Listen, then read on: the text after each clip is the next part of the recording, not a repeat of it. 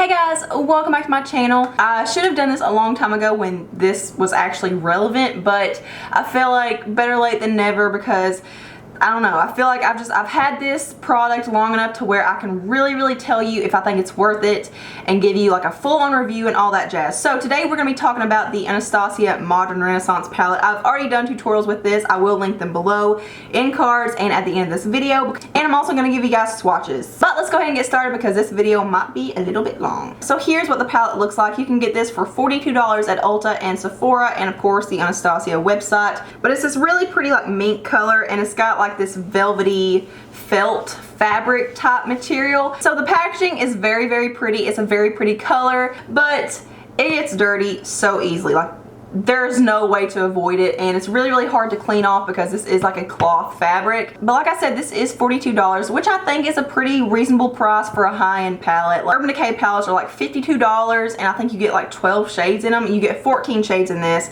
so I think if you do the math, it's actually pretty good. Let's count up how much it would cost if you got like 14 Makeup Geek shadows. I know it's really bad. I'm getting out my calculator to do this, but what can I say? I've been out of school for a while. Yeah, 14 Makeup Geek shadows would be $84. So you're getting 14 shades in this for $42. So it's a pretty good deal. Normally I do not fall for the hype of high-end palettes. I think they're usually overpriced, and I would rather put my money towards like Morphe brushes where you can get like 35 eyeshadows for like $22. But the reason I went for this one is because the shade selection is so unique and so different than most palettes, and I really do commend them for that. So you get this beautiful array of like berry and red tones, and I haven't seen a palette with this selection in it.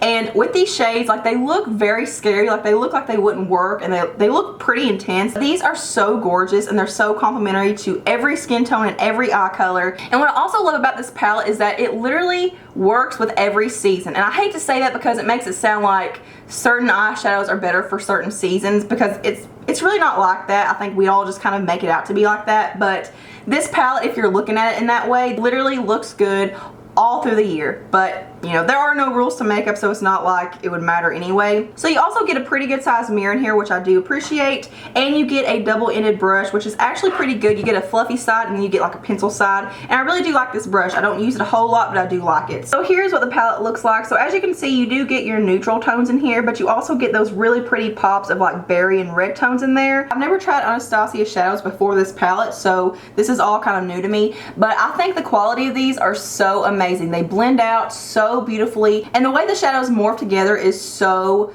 beautiful. They look so soft and it looks so seamless. I think that the shadow quality itself is absolutely amazing. They're very pigmented. They're very easy to blend out and work with. It takes little to no time to blend these out. They pretty much blend themselves out. Some of these eyeshadows can be bought individually in pans. I think they're like $12, but the really unique ones, the really cool ones in here that everyone is raving about are exclusive to the palette, which really sucks. Like I said, there are some amazing, very unique shades in here, and it pretty much falls within this range right here. So I will get up close and personal with the swatches, and I will show you guys which one's my favorite and all that. You can complete an entire eye look with this palette. You don't need to pull in other palettes or other individual shadows. This palette has everything you need. It has your crease shades, your brow bone highlights, your inner corner highlights. But real quick, I probably need to show you guys up close each shadow so that you know which ones I'm talking about as I go through the review. So let's just go ahead and do that real quick and get that out of the way. I'm gonna go ahead and read off the description that Anastasia actually gives these on their website.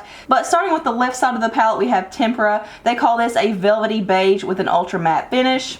I actually don't really like this shade just because it's a little too pigmented, specifically for the brow bone. The next one we have is Golden Ochre, and they call this an earthy yellow with an ultra matte finish. So this is basically a cleanup shade. This is like a yellowish skin tone shade. As you can see in the swatch, it basically blends into my skin. You can't really see it. This is another one that I'm not a real big fan of just because it's a little too pigmented to be a cleanup shade, because the job is just a little bit harder to blend out. Then next to that is Vermeer, and they call this an iridescent shell with a metallic finish. So this is basically like an icy pink shade, but it has a little bit of warmth to it. It's very metallic-y, very shiny, and it's beautiful paired up with these berry and red tones. Next to that is Buon Fresco, and they call this an antique lavender with an ultra matte finish. This is such a pretty crease shade with these berry tones.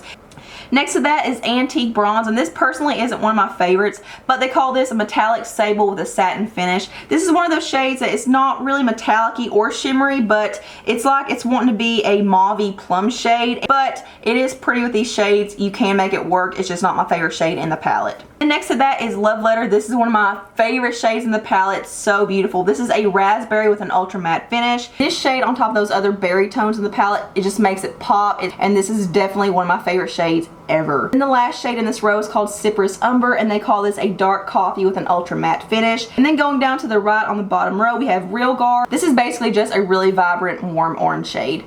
And then next to that we have Warm Taupe. They call this an earthy gray with an ultra matte finish. And then next to that is another one of my favorites. Oh my god, this one gives me life. This is called Venetian Red, and this is a crimson with an ultra matte finish. This is very, very similar to Love Letter. It has a little bit more of a red undertone than Love Letter does. Love Letter is a little bit more purple. And then next to that is my favorite shade in the world, and I cannot find anything similar to this. I've tried to find dupes for it, but I can't. This is called Red Ochre, and they call this Sienna with an ultra matte finish. This is basically a cranberry shade. This is like a cranberry red. And then next to that is another one of my favorites. This is called Primavera. This is a shimmery gold dust with a metallic finish. So after that, we're starting to get more into the crease shades. So we have Burnt Orange, and they call this a deep orange with an ultra matte finish. And then next to that, we have Raw Sienna, which is a neutral amber with an ultra matte finish. This is just a little bit lighter than Burnt Orange. It has a little bit less of an orange undertone. Like it says, it's more neutral. But I will say this entire palette is pretty much warm. So if you're not a warm person, like a warm toned eyeshadow person, you're not going to like this palette. And then Warm Taupe doesn't fit in with the rest of the shades in the palette, because even though it's like a warmer taupe, taupe is still pretty cool toned. So I just don't feel like it really fits in with these berry tones and orangey tones, and I don't really see the point of that being in there. And real quick, they did say that there were 3 metallic finishes in here.